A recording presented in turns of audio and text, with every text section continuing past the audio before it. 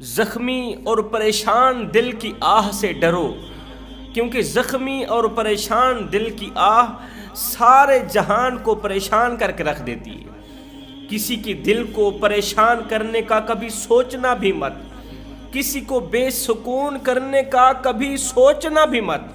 اگر ایسا کرو گے تو یاد رکھنا، کسی کا ہنستا بستا گھر اجاڑو گے تو یاد رکھنا، زندگی میں کبھی بھی تم سکھ کی سانس نہیں لے پاؤ گے۔ کسی کی زندگی اجیرن بنانے والوں، کسی کو پریشانیوں کی دلدل میں پھنسانے والوں، زندگی میں کبھی پھول کر کے بھی اگر ایسا کرو گے تو یاد رکھنا تمہاری زندگی میں سے سکون، چین و قرار کا جنازہ اٹھ جائے گا۔ تم ساری زندگی سکون کی سانس نہیں لے پاؤ گے۔ اور اگر تم کسی روتے ہوئے کو ایک پل کے لیے مسکرا دو، کسی روتے ہوئے دکھی انسان کو ایک پل کے لیے مسکرا دو، ایک پل کے لیے خوش کر دو، تو قسم خدا کی اس کی ایک مسکراہٹ کے صدقے اللہ تعالیٰ تمہاری نسلوں کو آباد کر کے رکھے، اللہ تعالیٰ تمہاری نسلوں کو آباد کر دے گا۔ کسی روتے ہوئے انسان کو ایک پل کے لیے مسکرا دینا، اس کی پریشانی دور کر دینا، اس کے دکھ بانٹنا، اس کے غم سننا، اس کے سینے کا بوجھ ہلکا کرنا، یہ میرے اللہ کا بہت ہی پسندیدہ عمل ہے۔ اور یاد رکھنا، غریبوں پر ظلم کرنے والا شخص، غریبوں کا حق مارنے والا شخص زندگی میں کبھی بھی اچھا وقت نہیں دیکھ سکتا۔ اس کی زندگی میں اللہ تعالیٰ کبھی بھی اچھا وقت نہیں لے کے آئے گا۔ وہ ہر وقت ہر گھڑی ساری زندگی پریشانیوں کی دلدل میں پھنسا ہی رہے گا۔ جو شخص اپنی طاقت کے بل پر، اپنی قوت کے بل پر، دبدبے کے بل پر غریبوں پر ظلم کرتا ہے، غریبوں پر وار کرتا ہے، وہ ایک شخص تھا اپنی طاقت کے بل پر، قوت کے بل پر وہ کمزور اور غریب لوگوں سے سستے داموں سے لکڑیاں خرید لیتا، پھر بازار میں جا کر مہنگے داموں میں بیچتا اور بڑا نفع کماتا۔ اپنی طاقت کے بل پر غریبوں سے سستے داموں سے لکڑیاں خریدتا، بازار میں جا کر مہنگے داموں میں بیچتا اور بڑا نفع کماتا تھا۔ اور غریب لوگ، مزدور لوگ، کمزور لوگ اس کے حق میں بد دعائیں کرتے تھے، اللہ اس کا ستیہ ناش کر دے، اسے سبق پڑھا، یہ تیری مخلوق کو پریشان کرنے سے باز آ جائے۔ دولت کے نشے نے اسے اس طرح گناہوں کی دلدل میں پھنسایا، اس طرح گناہوں کی دلدل میں پھنسایا کہ باہر نکلنے کو کوئی راستہ ہی نہ رہا، باہر نکلنے کے راستے بند ہو گئے۔ ایک دن ایک اللہ والا اس ظالم شخص کے پاس آیا، کہنے لگا، او ظالم، تو کاٹتا ہے کیا تو سانپ ہے؟ تو ڈستا ہے کیا تو بچھو ہے؟ اور کیا تو الو ہے جہاں بیٹھتا ہے تباہی پھیر دیتا ہے، ویرانی پھیر دیتا ہے؟ اور اللہ کے عذاب سے ڈر، اللہ تعالیٰ جب پکڑتا ہے نا تو پھر اگلی پچھلی برابر ہی کر دیتا ہے۔ اللہ تعالیٰ نے تجھے طاقت ہی کیا دی، تجھے قوت ہی کیا دی، تو اپنی اوقات بھول بیٹھا۔ قبرستان میں جا چکر لگا گیا، تیرے جیسے لاکھوں طاقتور لوگ مٹی کا ڈھیر بنے پڑے ہیں، ان کے موٹے تازے بدن، طاقتور بدن خاک میں مل گئے، ان کا زور آور قد مٹی کا رزق بن گیا، ان کی ہڈیاں گل گئیں، ان کا شہرت یافتہ نام مردوں میں تبدیل کر دیا گیا، ان کا خوبصورت مکان قبر میں بدل دیا گیا، ان کا لٹھے کا سوٹ کفن میں تبدیل کر دیا گیا۔ اور تو کس باغ کی مولی ہے؟ اللہ کے عذاب سے کیوں نہیں ڈرتا؟ تو غریبوں پر کیوں ظلم کے پہاڑ کڑکا رہا ہے؟ اس نے کہا، جا جا او اللہ والے، 2 ٹکے کے فقیر، جا یہاں سے دفع ہو جا، تیری نصیحت مجھ پر کچھ اثر نہیں کرنے والی۔ ہے دولت کے نشے نے اسے اس قدر اندھا دھند کر دیا، اس قدر اس کی آنکھوں پر غفلت کا پردہ چڑھایا، دولت کی ہوس نے اسے کہا کہ کیوں نہ اپنا گھر بار سب کچھ بیچ کر غریبوں سے، کمزور لوگوں سے سستے داموں سے لکڑیاں ایک بار اکٹھی خرید لے، پھر صبح شہر جا کر بیچنا، ایک ہی دن میں تو مالا مال بن جائے گا، ایک ہی دن میں تو امیر ترین بن جائے گا۔ شیطان نے اسے اس طرح کا مشورہ دیا، اور وہ ظالم انسان شیطان کے شکنجے میں آ کر اس نے اپنا گھر بار بیچ ڈالا، ہر قیمتی چیز بیچ ڈالی، پورا دن غریبوں سے اپنی طاقت کے بل پر، قوت کے بل پر سستے داموں سے لکڑیاں خریدتا رہا، پورا دن اکٹھی کرتا رہا۔ اس کے پاس جتنا پیسہ تھا سارا کا سارا اس نے لکڑیاں خرید کے ایک سائڈ پہ رکھ دی۔ جب رات کا دوسرا پہر آیا، دوسرے دن کا انتظار کرنے لگا کہ صبح کا سورج طلوع ہوتے ہی میں یہ لکڑیاں بیچ دوں گا اور میں ایک ہی دن میں مالا مال بن جاؤں گا، میں امیر ترین بن جاؤں گا، لوگ میری امیری پر رشک کریں گے۔ لیکن وہ نادان نہیں جانتا تھا کہ اللہ کا ترازو تو انصاف ہی تولتا ہے، وہ رب کبھی دے کر آزماتا ہے اور کبھی لے کر آزماتا ہے۔ صبح کے سورج کے طلوع ہونے کا انتظار کرنے لگا، رات کا دوسرا پہر تھا کہ اچانک اس کی لکڑیوں کو آگ لگ گئی۔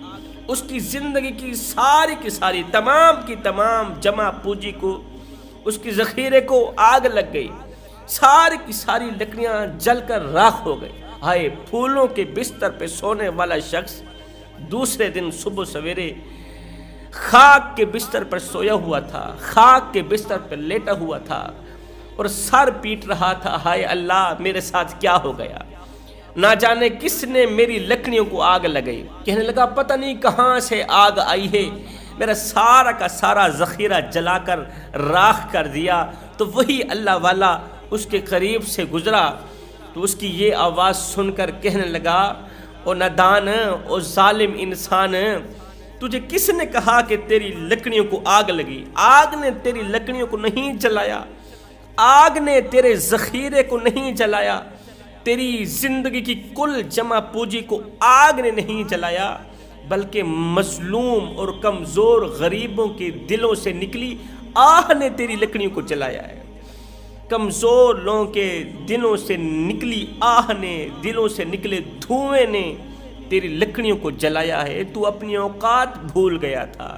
اللہ کی مخلوق پر ظلم کرنے والے لوگ بھی کبھی سکھ کی سانس لے پاتے ہیں؟ اللہ کی مخلوق کا حق مارنے والے لوگ بھی کبھی ترقی یافتہ ہوتے ہیں؟ یہ تیرا گمان ہے، یہ تیرا وہم ہے، وہم کو نکال دے، ختم کر دے۔ اس لیے کہتا ہوں زخمی اور پریشان دل کی آہ سے ڈرو، کیونکہ جب ایک پریشان آدمی روتا ہے نا، زمانے کا ستایا ہوا، دکھوں کا مارا ہوا، دردوں کا مارا ہوا، اللہ کا ایک غریب بندہ جب روتا ہے نا، جب وہ کسی کے حق میں بد دعا کرتا ہے، اس کے دل سے نکلی آہ ہواؤں کو پھاڑتی ہوئی، فضاؤں کو پھاڑتی ہوئی، ساتوں آسمان چیر کر عرش کا دروازہ جا کھٹکھٹاتی ہے اور اپنی بات منوا کر ہی دم لیتی ہے۔ سیدنا علی المرتضیٰ شیر خدا کرم اللہ وجہ الکریم فرماتے ہیں کبھی بھی کسی پر ظلم نہ کرنا، ظلم ظلم ہی ہوتا ہے، چاہے کسی مسلمان پر ہو چاہے کافر پر ہو، ظلم ظلم ہی ہوتا ہے۔ اگر کافر کو بے تکا مارو گے، غیر مذہب کو اگر بے تکا مارو گے، اپنے نفس کی وجہ سے، غصے کی وجہ سے اگر غیر مذہب کو بھی مارو گے تو اس کی بھی سزا تمہیں بھگتنی پڑے گی۔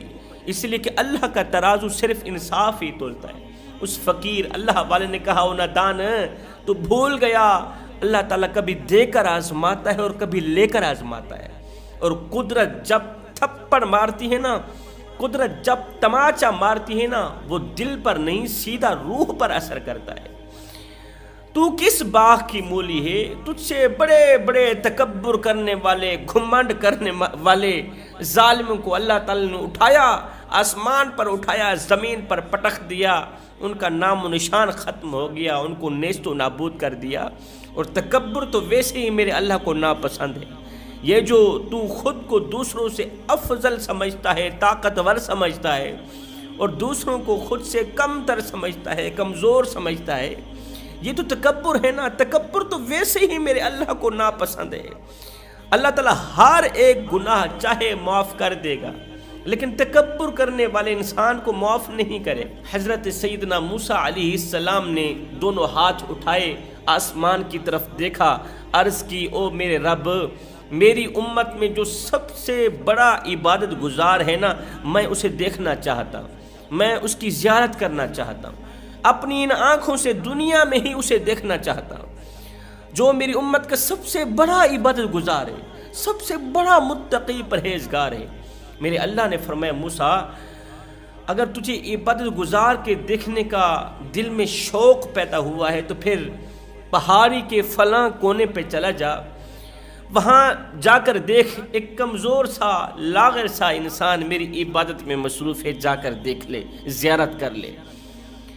حضرت موسیٰ علیہ السلام کے دل میں شوق تھا اسے دیکھنے کا، زیارت کرنے کا، تو حضرت موسیٰ علیہ السلام گھر سے نکلے، پہاڑی کی اسی چوٹی پر پہنچے، اسی کونے پر پہنچے، دیکھا کہ کمزور سا لاغر سا انسان مصلی پہ بیٹھ کے اللہ کی عبادت میں مصروف ہے، اللہ اللہ کر رہا ہے۔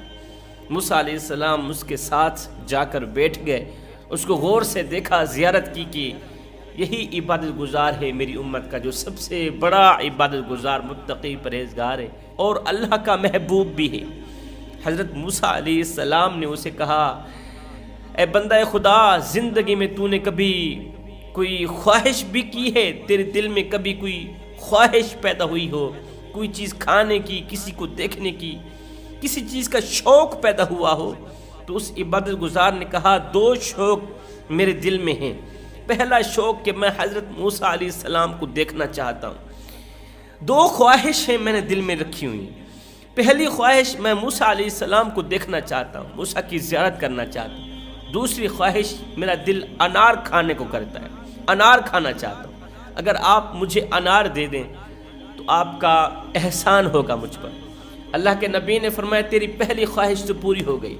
پہلی خواہش یہ ہے کہ میں موسیٰ ہوں، تیرا پہلا شوق پورا ہوا، تو نے موسیٰ کو دیکھ لیا، موسیٰ تیرے دروازے پر آیا تجھے زیارت کروانے کے لیے، تیرا شوق پورا کرنے کے لیے، تیری خواہش پوری کرنے کے لیے میں چل کر تیری چوکھٹ پر آیا، تیری ایک خواہش تو پوری ہوگی، دوسری خواہش بھی میں پوری کرنے چلا ہوں۔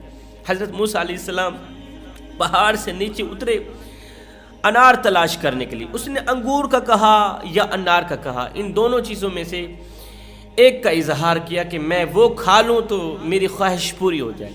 موسیٰ علیہ السلام پہاڑی سے نیچے اترے، انار تلاش کرتے رہے کافی دیر گزر گئی، خیر انار مل ہی گیا۔ انار لے کر دوڑتے ہوئے حضرت موسیٰ علیہ السلام جب پہاڑی کی چوٹی پر پہنچے، اسی مقام پر پہنچے تو دیکھ کر ایک دم آپ رونے لگے، زاروں قطار رونے لگے۔ اللہ یہ تو نے کیا کر دیا میرے مالک؟ آپ نے دیکھا کہ اس عبادت گزار کی لاش کو کتے بلے کھا رہے ہیں، وہ عبادت گزار مر گیا ہے، جنگلی جانور اس کی لاش کو کھا رہے ہیں، کھا گئے ہیں، ہڈیاں وغیرہ بچی ہوئی ہیں۔ موسیٰ علیہ السلام نے جب اسے اس حال میں دیکھا ایک دم زاروں قطار رونے لگے۔ اللہ تو نے اپنے محبوب بندے کے ساتھ اس طرح کیوں کیا؟ اللہ مجھے بتا تو صحیح، آخر تیرے نیک متقی پرہیزگار نمازی انسان نے ایسا کون سا گناہ کیا تھا جو تجھے ناپسند آیا، جو تجھے پسند نہیں آیا، جس گناہ نے تیرے غضب کو دعوت دی، تیرے غصے کو دعوت دی اور تو نے اسے تباہ و برباد کر دیا، اس کا ستیہ ناش کر دیا۔ میرے اللہ نے فرمایا موسیٰ اس نے گناہ ایک ہی کیا، اس کے دل میں شوق پیدا ہوا تھا کہ میں موسیٰ کو دیکھوں۔ میں نے کہا میرے بندے تو بندہ میرا ہے، تیرے دل میں شوق پیدا ہوا ہے تو پھر تجھے موسیٰ کے پاس جانے کی ضرورت نہیں ہے، میں موسیٰ کو ہی تیرے دروازے پر بلاتا ہوں۔ موسیٰ چل کر آئے گا، موسیٰ چل کر آئے گا تجھے زیارت کروانے کے لیے، چل کر آئے گا تیری خواہش پوری کرنے کے لیے۔ لیکن ایک دم اس کے اندر انار کھانے کا شوق پیدا ہوا، انار کھانے کی خواہش پیدا ہوئی۔ جس طرح اس نے موسیٰ کی زیارت مجھ سے مانگی تھی اور میں نے اسے کروائی بھی تھی، اسی طرح اس نے انار کھانے کی خواہش میرے سامنے ظاہر کیوں نہ کی، اس نے مجھ سے انار کیوں نہ مانگا؟ موسیٰ بندہ میرا ہو انار تجھ سے مانگے، بندہ میرا ہو مانگے تجھ سے کیوں جی؟ میں رب کو نیند آ گئی ہے، میں رب مر گیا ہوں، میں رب نہیں رہا، کیا مجھے نیند آ جاتی ہے؟ کیا میں نیند میں تھا، سویا ہوا تھا؟ اس نے تیرے آگے اپنی خواہش کا اظہار کیا، اس نے انار مجھ سے کیوں نہیں مانگا؟ ہائے ہائے، جو اس نے کسی غیر سے مانگا ہے نا، اس کے گناہ کی سزا اسے یہ ملی ہے کہ میں نے اس کی تمام عبادات کو اس کے منہ پہ مار کے رکھ دیا کہ اس نے انار میں رب سے کیوں نہیں مانگا۔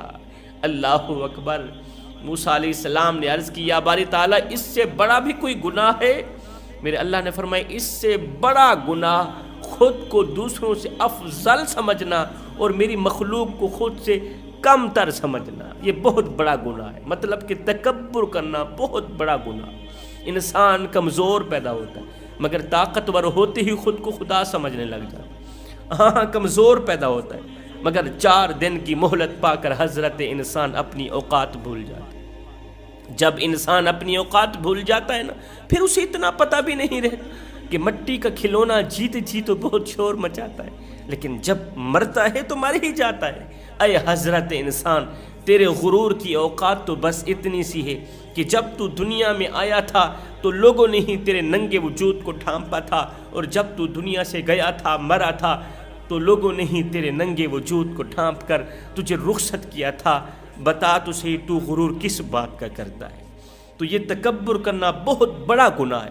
اللہ کی مخلوق پر ظلم کرنا بہت بڑا گناہ ہے۔ لوٹ مار کرنا، کسی کو دھوکہ دینا، فریب میں ڈالنا، ان گناہوں سے جلد از جلد توبہ کر لو، توبہ کر لو، معلوم نہیں پھر فرصت ملے نہ ملے۔